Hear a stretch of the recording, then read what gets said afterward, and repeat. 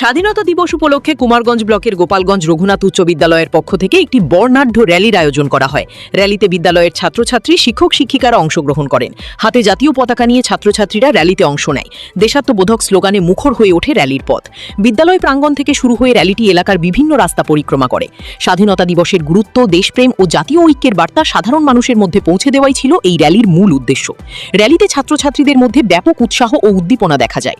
বিদ্যালয়ের এই উদ্যোগকে ঘিরে গোপালগঞ্জ সহ আশেপাশের এলাকায় উৎসবের পরিবেশ তৈরি হয়। এমন কর্মসূচির মাধ্যমে পড়ুয়াদের মধ্যে দেশপ্রেম ও দেশের প্রতি দায়িত্ববোধ আরও বাড়বে বলে মনে করছেন বিদ্যালয় কর্তৃপক্ষ।